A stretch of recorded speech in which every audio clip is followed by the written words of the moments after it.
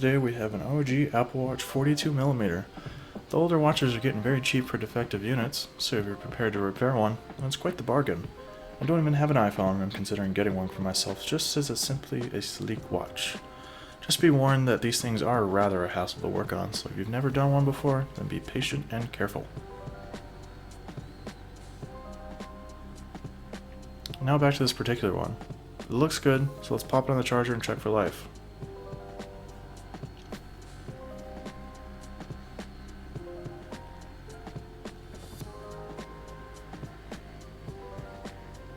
And as you can see, it looks like we are stuck in a sort of boot loop.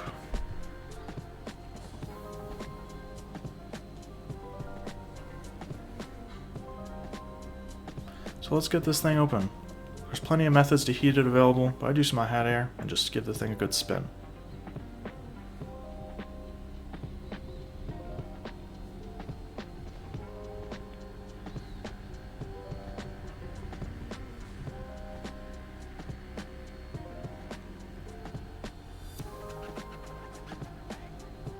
Now I always start at the bottom of the display so the crown is to the right. Use my X-Acto blade to create a gap and then my picks can do the rest.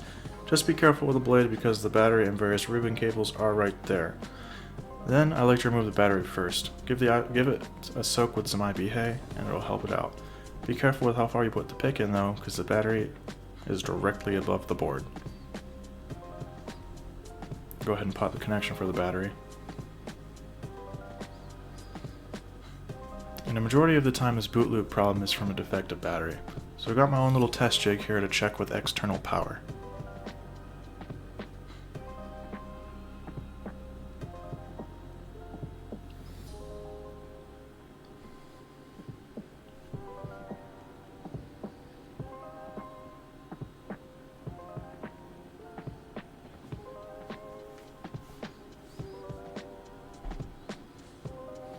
And it's booted up. It's got a passcode lock, but we can deal with that later.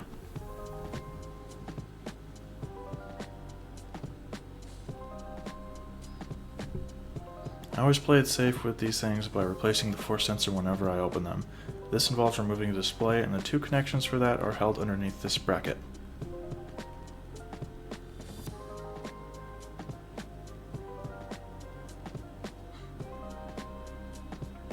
And that's the removed display.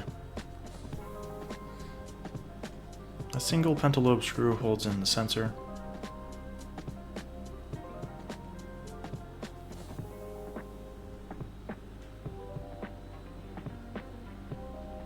You can take this opportunity to clean away all the gunk that builds up in here.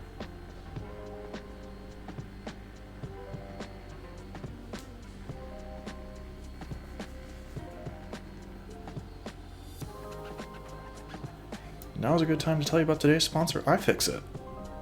Just kidding, I'm not that important. But they do have some convenient little kits available. Go ahead and expose the adhesive for the new Force Touch sensor.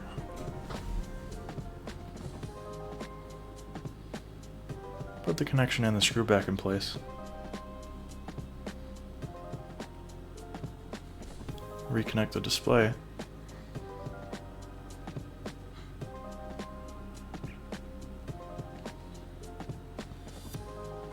Place a new battery in.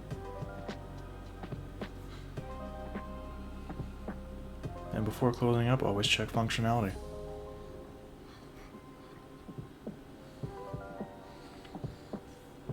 Then with that checked, you can remove the cover for the adhesive on the battery. Expose the other side of the force sensor adhesive and close this thing up. Then clamp it shut for a couple hours.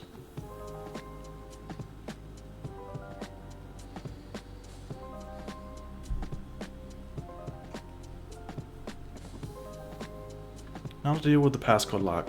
With it specifically on the charger, if you give the power button a good hard press, then you'll see this prompt that appears telling you to clear the settings.